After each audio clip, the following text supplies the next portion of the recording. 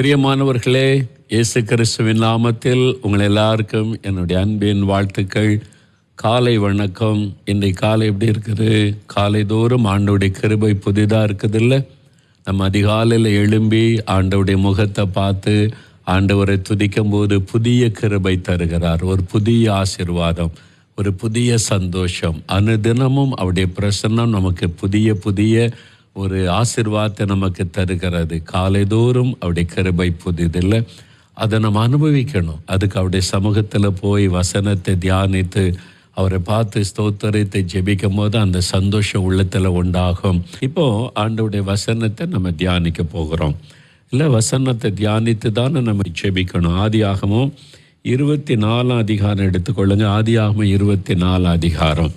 இப்போ இதுவரைக்கும் நம்ம ஆபிரகாமை பற்றி நிறைய தியானிச்சல. ஆபிரகாம், சாராள், இந்த குடும்பம். நான் ஆபிரகாமின் தேவன் அப்படின்னு கர்த்தர் சொல்கிறார்ல. ரெண்டாவது ஆண்டவர் என்ன சொல்கிறாரு? நான் ஈசாக்கின் தேவன் அப்படி சொல்கிறாரா? ஆண்டவர் ஈசாக்கின் தேவன், ஆண்டவரை பெருமையாக சொல்கிறார்ல. அப்போ இந்த ஈசாக்கை பற்றி நம்ம சில காரியத்தை இனி கொஞ்ச நாள் நம்ம தியானிக்கலாம். அது ஒரு குடும்பம். ஈசாக்கு, ரெபேக்காள், கணவன், மனைவி, அவங்களுக்கு 2 பிள்ளைகள். அதெல்லாம் பைபிளில் வாசிக்கிறல்ல, ஒரு ஃபேமிலி. அந்த குடும்பம் எப்படி ஆசீர்வாதமாக இருந்துச்சு. ஆபிரகாமின் ஆசீர்வாதம், அந்த உடன்படிக்கை ஈசாக்கோடு பண்ணி அந்த ஆசீர்வாதம் தொடருகிறதை நம்ம வேதத்திலே பார்க்க முடியும். ஒரு ஆசீர்வாதமான குடும்பமாக இருந்தது.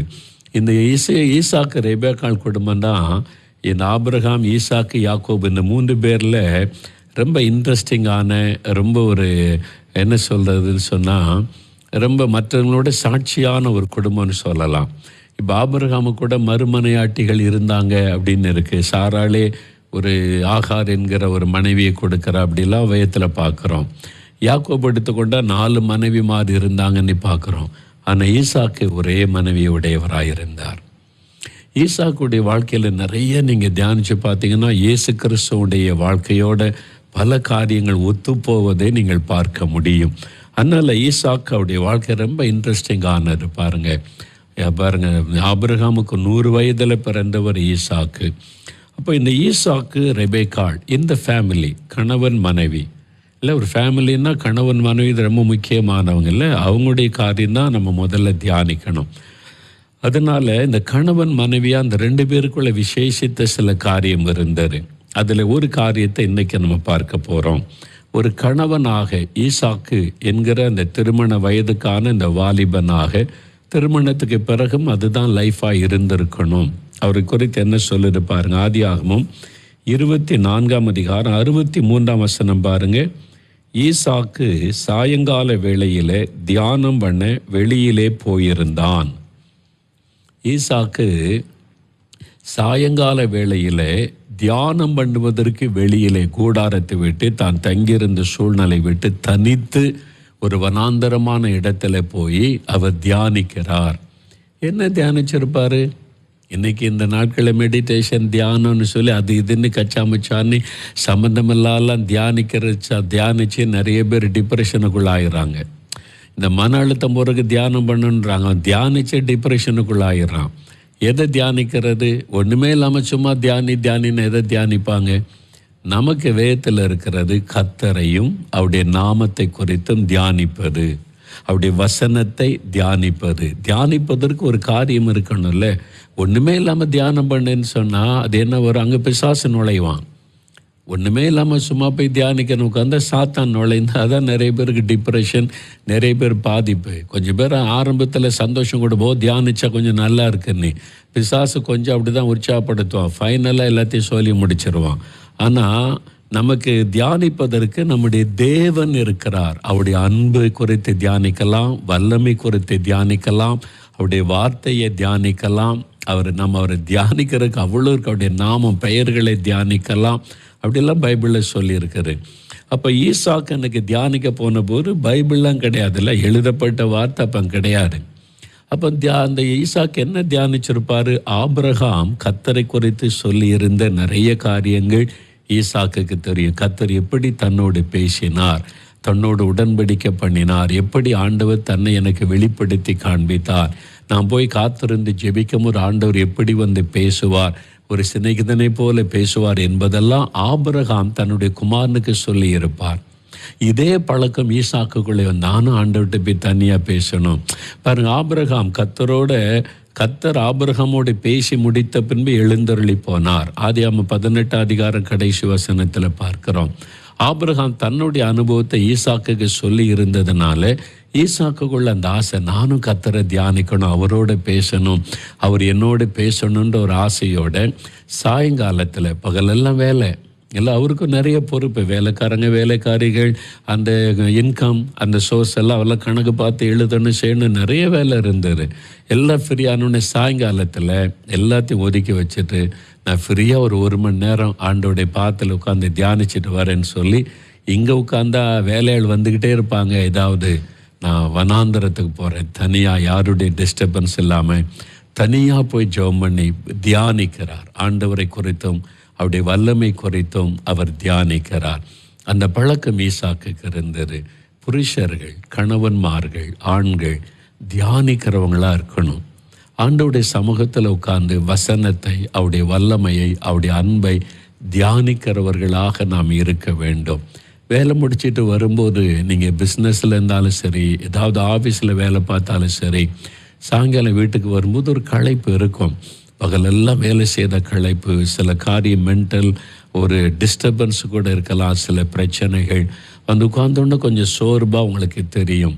ஒரு காஃபி குடிச்சிட்டு கொஞ்ச நேரம் அப்படியே ஒரு சோஃபாவில் வீட்டில் இளைப்பாறிட்டு ஒரு 1/2 hour இருந்துட்டு அது பிள்ளைகள் மனைவியோடு கொஞ்சம் நேரம் பேசிட்டு அப்புறம் நீங்கள் ஒரு மணி நேரம் தனியாக ரூமில் போய் தியானத்துக்குன்னு எடுத்துக்கொள்ளுங்க. யாரும் டிஸ்டர்பன்ஸ் இல்லாமல் நீங்கள் பெருசாக வசனத்தை வாசிங்க, அப்படியே வசனத்தை தியானிங்க.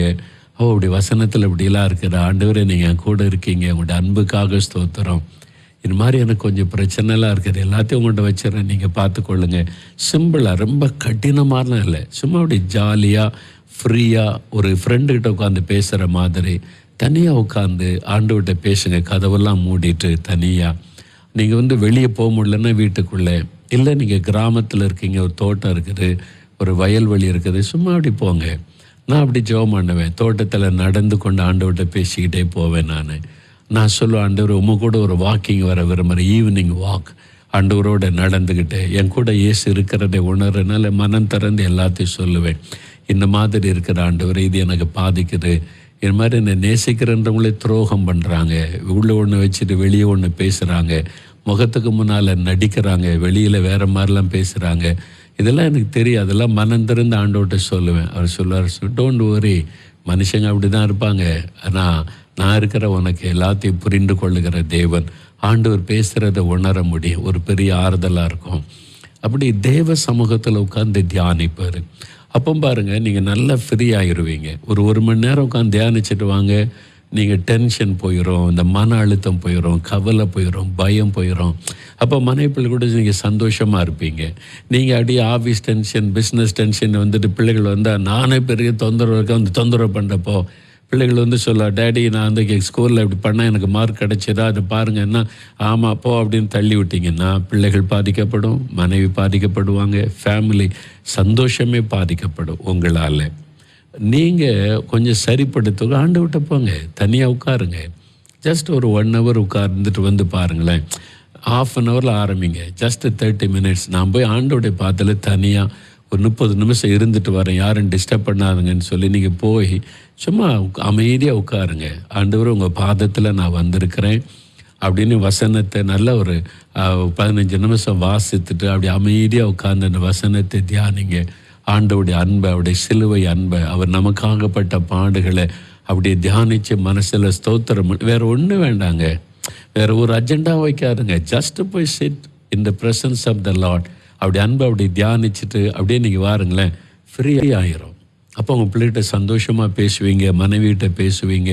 ஆண்டவர் நமக்கு இவ்வளவு அருமையான காரியத்தை எல்லாம் வச்சுருக்கும் போது எதுக்கு நீங்கள் குழப்பம் அடையணும்? அங்கே ஓடணும், இங்கே போகணும், இங்கே தியானம் ஒன்றும் தேவை. உங்கள் வீட்டில் அவர் இருக்கிறார், இனிமையானவர், அவரை தியானிங்க.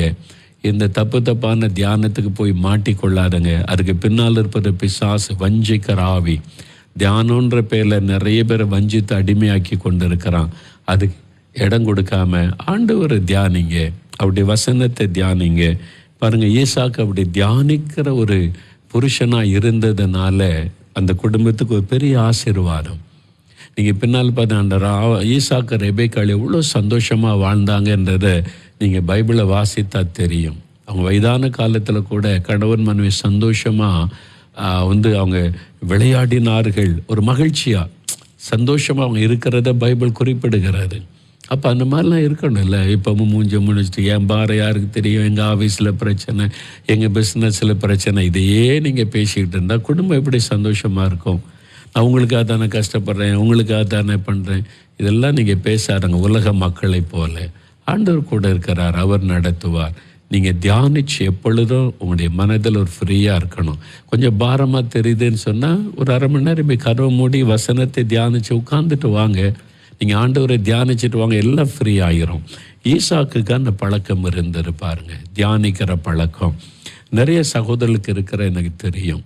அது மாதிரி சிலரை நான் பார்த்துருக்கிறேன். பிஸ்னஸ் பண்ணுற ஆட்களை கூட பார்த்துருக்கிறேன். ஒரு பெரிய பிஸ்னஸ் பண்ணுற ஃபேக்ட்ரி அதெல்லாம் நடத்துகிறவங்க ஒரு சின்ன சேப்பல் வச்சுருந்தாங்க. என்னை கூட்டு கொண்டு காமிச்சாங்க. இது இருக்குன்னு கேட்டாங்க. இந்தியாவுடைய வரைபடம் அதெல்லாம் இருக்குது. அதெல்லாம் பார்த்துட்டு அப்போ சொன்னாங்க, நான் சாயங்காலத்தில் இங்கே 1 மணி நேரம் நான் தனியாக உட்காந்து ஜெபம் பண்ணேன். பெரிய பிஸ்னஸ் மேன், எத்தனையோ ஒர்க்கர்ஸை வச்சு வேலை, ஃபேக்ட்ரிக்குள்ள தனியாக ஒரு இடம் வச்சுருக்கேன், சேப்பல் மாதிரி அழகாக பண்ணி. நான் டெய்லி ஈவினிங்கில் இங்கே ஒரு 1 மணி நேரம் உட்காருவேன். பிஸ்னஸில் நிறைய டென்ஷன் காரியெல்லாம் இருக்கும். நான் ஆண்டவர் பாத்தில் உட்காந்து, ஆண்டவரே பிஸ்னஸ் எல்லாம் ஓரம் கட்டிடுறேன், எல்லாம் இருக்கட்டும், நான் தேசத்துக்காக ஒரு 1 மணி நேரம் செபிக்கணும் உட்காந்து இந்த மேப்பெல்லாம் வச்சு இந்தியாவுக்காக, அது மாதிரி நம்முடைய தமிழ்நாட்டுக்காக எல்லாம் மக்களுக்காக 1 மணி நேரம் உட்காந்து ஜெபம் பண்ணுவேன். மனசுக்கு ரொம்ப சந்தோஷமாக ஃப்ரீ ஆயிரும். நான் மகிழ்ச்சியாக போய் அடுத்து என் பிஸ்னஸ் காரியத்தை கவனிப்பேன்னு சொன்னாங்க. நம்ம தான் அதை செய்யணும். நீங்கள் தான் அதுக்கு உங்களை அர்ப்பணித்து கொள்ளணும். ஒன்றுமே செய்யாமல் சாக்கு போக்கு சொல்லி கொண்டிருக்கூடாது, சரியா? அப்போ ஆண்கள் டென்ஷனாக இருக்கிறேன், கோபமாக இருக்கிறேன், நீங்கள் போய் தியானம் பண்ணுங்கள், ஆண்டவுடைய பாத்தில் உட்காருங்க, ஆண்டவுக்கு ஒரு டைம் கொடுங்க, உட்கார்ந்துட்டு வாங்க, உடனே ஃப்ரீ ஆயிரும் பாருங்கள். அப்போ உங்களுடைய குடும்பம் நல்லாயிருக்கும், ஃபேமிலியில் ஒரு சந்தோஷம் மகிழ்ச்சி இருக்கும், சரியா? அடுத்தது பாருங்கள், ரெபேக்காள் மனைவி எப்படிப்பட்டவளாக இருந்தால், ஆதியாகமம் 25ஆம் அதிகாரம் 22வது வசனம் பாருங்கள். ஆதியாகமம் 25, 22, 23 ரெபேக்காள் அவள் கர்ப்பத்திலே, இப்போ அவளுக்கு 20 வருஷமாக குழந்தை கிடையாது. ஈசாக்கை ஜெபம் பண்ணுகிறார். ஆண்டவர் அவருடைய கர்ப்பத்தை ஆசீர்வதிக்கிறார். அவள் கர்ப்பத்திலே பிள்ளைகள் ஒன்றோடு ஒன்று மோதி கொண்டிருந்தன. அப்பொழுது அவள், இப்படியானால் எனக்கு எப்படியோ என்று சொல்லி கர்த்தரிடத்தில் விசாரிக்கும்படி போனாள். இந்த வசனம் பாருங்களேன், என்னை ரொம்ப கவர்ந்து கொண்டது. ரெபேக்காள் ஒரு புறஜாதி குடும்பத்திலேருந்து வந்தவள். ஆபிரகாம் ஈசாக்கு தான் கர்த்தரை தெரியும். ரெபேக்காள் அவங்க ஆபிரகாம் உறவினனாக இருந்ததுனால ஏதோ ஆண்டவர் கூப்பிட்டார்னு போயிட்டார்னு அவ்வளோதான் தெரியும். ஆனால் இப்போ ரெபேக்காள் இந்த வீட்டுக்கு வந்த பிறகு தன்னுடைய மாமனார் மூலமாக, கணவர் மூலமாக கர்த்தரை அறிந்து கொண்டாள். ஓ, இவங்க இப்படிலாம் ஜெபிக்கிறாங்க, ஆண்டவர் அழகாக நடத்துகிறார், இதை அவள் அறிந்து கொண்டாள். இப்போ அவள் கர்ப்பவதி ஆகிட்டா. 20 வருஷம் கழித்து அவளுக்கு கர்ப்பவதி ஆன போது ரெட்டை குழந்தை அவளுக்கு தெரியாது. இப்போ மாதிரி ஸ்கேனு அதெல்லாம் கிடையாது இல்லை. அதனால் அப்போ மருத்துவ வச்சுக்கன்னு ஒன்று வச்சுருப்பாங்க, சின்ன சின்ன காரியத்தில் ஹெல்ப் பண்ண, அவ்வளோதான். அப்போ கர்ப்பத்தில் குழந்தைகள் ஒன்றோடு ஒன்று மோதி கொண்டதான். மோதி கொண்ட உடனே இவளுக்கு என்னது, நமக்கு ஏதோ நடக்குது, ஆனால் என்னன்னு தெரியல, இது ஏன் இந்த மாதிரி இருக்குன்னு தெரியல. இப்போ ரெபேக்காள் ஒரு பெண், முதல் பிரசவம். அப்போ முதல் பிரசவம், தலைப்பிரசவனால ஒரு பெரிய பயத்தை கொடுக்கும்ல. அப்போ அவளும் ஒரு பெண் தானே. அப்போது மாமியார் இருந்தால் மாமியார்கிட்ட போய் சொல்லலாம், இது மாதிரி இருக்குது, என்ன காரியம்னா அவங்க சொல்லி கொடுப்பாங்க. மாமியார் இல்லை, மாமியார் இறந்துட்டாங்க. தாய் பக்கத்தில் இருந்தால் தாய்கிட்ட கேட்கலாம். அதனால தான் இந்த பிரசவ டைமில் பெண்கள் தாய் வீட்டுக்கு அனுப்புகிற காரணம், அவங்க மனம் திறந்து எல்லாத்தையும் தாய்கிட்ட தான் பேச முடியும். தாய் தான் அதை உணர்ந்து கொள்ள முடியும். மற்றவங்க என்னதான் இருந்தாலும் அவங்க ஃப்ரீயாக பேச முடியாது. அப்போ தாய் கூட பக்கத்தில் இல்லை ரெபேக்காளுக்கு. அவள் தூரமாக இருக்கிற தாயும் இல்லை, மாமியாரும் இல்லை. அப்போ வேலைக்காரிங்க தான் இருக்கு. அவன்கிட்ட போய் எப்படி இதெல்லாம் சொல்ல முடியும்ல? ஆபிரகாம் ஆண் மாமனார், ஈசாக்கு ஆணாக இருக்கு, அவங்கள்ட்ட போய் இப்படி இதெல்லாம் பேச முடியும், அவங்களுக்கு தெரியாது. அப்போ யோசிக்கிறா, என்ன பண்ணலாம், எனக்கு கர்ப்பத்தில் இப்படி இருக்குது, அப்படியானால் எப்படியோ ஒரு பயம் வருது உள்ளத்தில். இப்படியானால் எனக்கு எப்படியோ என்னாகுமோ தெரியல, ஒரு பயம் வருது. அவ்வளோ ஒரு பெண் தானே. அப்போ தனித்து விடப்பட்ட நிலம், ஒரு பயம் வந்தபோது கர்த்தரிடத்தில் விசாரிக்கும்படி போனாள். எங்கே போயிருப்பா? இந்த காலத்துலன்னு சர்ச்சுக்கு போவோம், ஜெபிக்கிற அறைக்கு போவோம். அந்த காலத்தில் ஒன்றுமே கிடையாது, ஆசரிப்பு கூடாரம் கிடையாது, தேவாலயம் கிடையாது. விசாரிக்க போனாள்னு இருக்கிற தன்னுடைய கணவன் வனாந்தரத்தில் போய் ஜெபம் பண்ணுவார். அவங்க பலிபீடம் கட்டி கர்த்தரை தொழுது கொள்வாங்க. ஆபிரகாம் அப்படி ஒரு பலிபீடம் இருந்திருக்கணும். ஒருவேளை அங்கே போய் அவள் ஜெபித்திருக்கலாம், ஆண்டவரே, என் மாமனாரின் தேவனே, என் கணவருடைய தேவனே, என்ன நடக்குன்னு எனக்கு தெரில, எனக்கு யார்கிட்ட போய் கேட்கன்னு தெரில, நான் உங்கள்கிட்ட வந்திருக்கிறேன்னு பேசும்போது விசாரிக்கிறாள், இது என்னதுன்னு எனக்கு விளங்கலை. அப்போ கர்த்தர் அவளுக்கு பேசுகிறார். உன் கர்ப்பத்தில் 2 குழந்தை இருக்குது, 2 ஜாதி அதில் என்ன புறப்படும், இளையவன் மூத்தவன் இளையவனை சேவிப்பான். எல்லாம் ஆண்டவர் பேசிட்டார். தெளிவாக பிள்ளைகளுக்கு ஒருத்த எதிர்காலத்தை சொல்லி கொடுத்துட்டார். இப்போ அவளுக்கு பெரிய சந்தோஷம். அப்போ தேவனிடத்தில் விசாரிக்கிற ஒரு மனைவியாக இருந்தாள். கணவன் தியானிக்கிறவன், மனைவி தேவனிடத்தில் விசாரிக்கிறவள். இப்படி ஒரு குடும்பம் இருந்தால் எப்படி இருக்கும் இல்லை? அப்போ கணவன் மனைவி 2 பேருமே இதை அறிந்து கொள்ளணும். நீங்கள் சந்தோஷமாக இருக்குன்னா மனைவி மட்டும் ஜெபிச்சா போதாது, கணவன் மட்டும் ஜெபித்தா போதாது. கணவனும் தேவனை தியானிக்கிறவளாக இருக்கணும், மனைவியும் தேவனிடத்தில் விசாரிக்கிறவளாக இருக்கணும். அப்போ தான் அந்த குடும்பத்தில் ஆசீர்வாதம். நீங்கள் கர்த்தரிடத்தில் விசாரிக்கிறீங்களா? எதுக்கு எடுத்தாலும் புருஷன்கிட்ட போய் சண்டை போட்டுக்கிட்டு இருக்கீங்களா? என்ன நான் உங்கள்கிட்ட தானே சொல்லுவேன், நீங்கள் தானே நீ பல்ல கடிக்கிறீங்களா? தப்பு.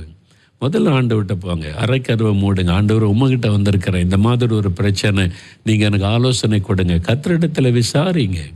சும்மா எதுக்கு எடுத்தாலும் முறுத்துக்கிட்டு சண்டைக்கு போகிறது, யார்கிட்டையும் கோவப்படுவது.